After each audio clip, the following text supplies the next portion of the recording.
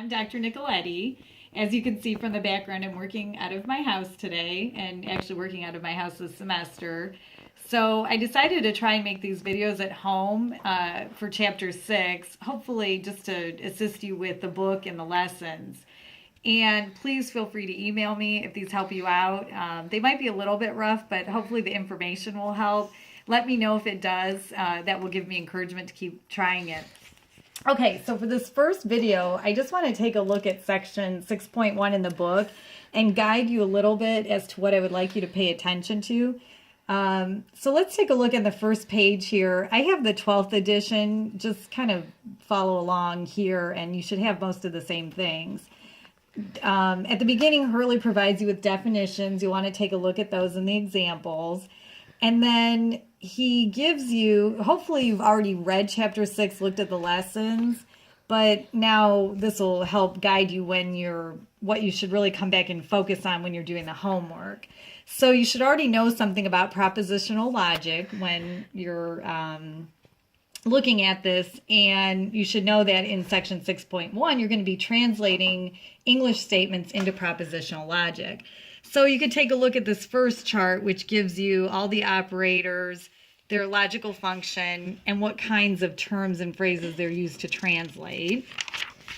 And then from there, he talks about the different operators, and this gives you a very simple example of the different operators and how they would be translated. But as you go along in the chapter, he gives you, in each case, different terms and phrases that would be used for that same operator. So that's where you really want to pay attention.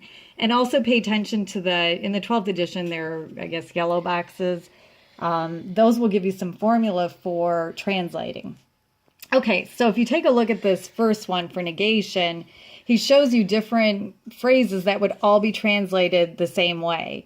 So Rolex does not make computers. It is not the case that Rolex makes computers. It is false that Rolex makes computers would all be translated as not are. This box shows you examples where the negation is the main operator, and you want to pay attention to that, and you want to read about the main operator. Okay, on this page, we have the conjunction, and he shows you different examples that would all be translated similarly. But, however, these are all cases where you would use the conjunction. And in this box, he gives you, again, examples, even this long statement, but the conjunction is the main operator. Okay, same thing here with the disjunction.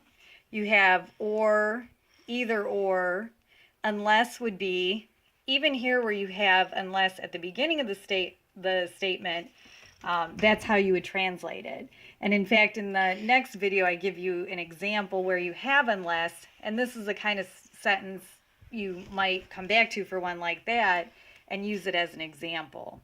Then you can take a look at the box there.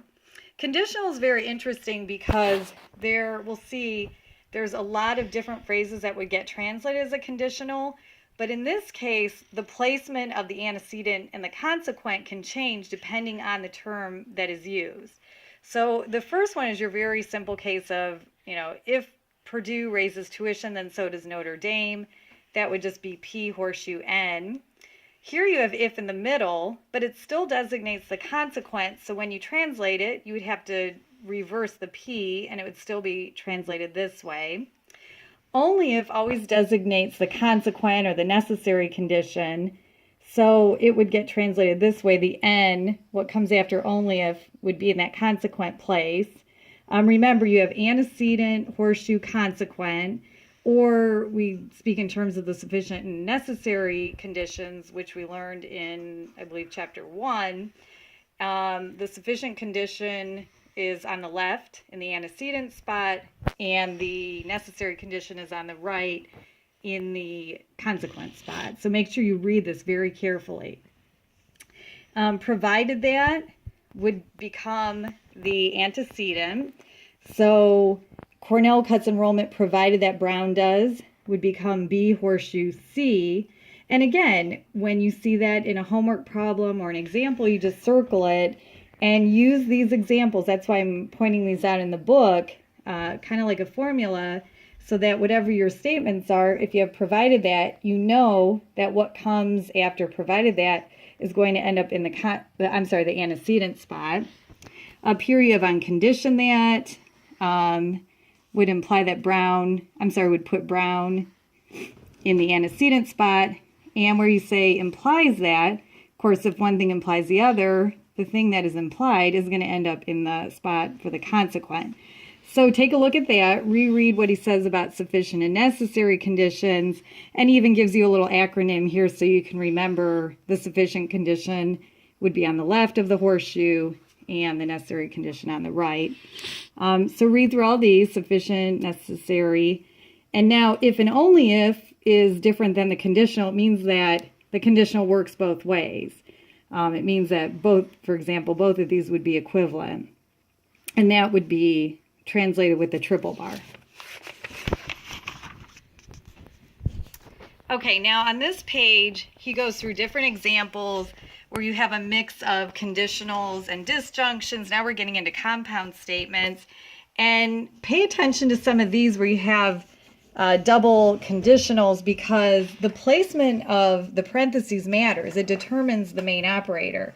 In this case, you have a conditional that has a simple statement in the antecedent and a conditional in the consequent. And in this case, you have a conditional in the antecedent and a simple statement in the consequent. And if you follow exactly along this form, you can use that to translate any sentence that has a similar form. But also you want to study, comma placement. That helps you to see that this is the conditional with a conditional in the consequent. So take a look at that, and I'll try to point that out when I do the exercises, show you how you could use these examples to translate. Here he gives you a nice little box and shows you the formula.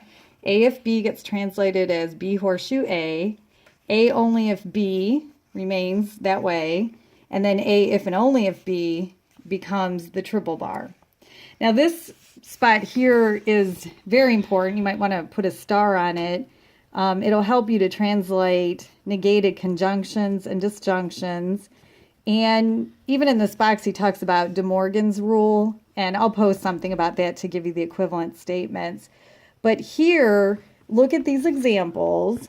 So you have, for example, Megan is not a winner, but Kathy is. It shows you with the comma that the conjunction is your main operator, and you have a negated statement as one of your conjuncts, or on the left there. And then not both Megan and Kathy are winners would be translated this way. Hurley also gives you this nice box here to show you how to translate any statement that has these. So this one fits this, and you can see that that's how you would translate any statement that says not both, A and B or M and K, whatever the case may be. And the same for not either, both not both. Up here he has neither nor. He doesn't have that in this box. But really study those, and as soon as you come across one in the homework, use this box to help you translate it. And then finally, this box gives you a pretty exhaustive list of all the different words and phrases that would be used to translate anyone. So right out the gate, if you're having problems figuring out just what operator you need, pay attention to this box here. Okay, hopefully that'll just kind of help you while you're doing the homework.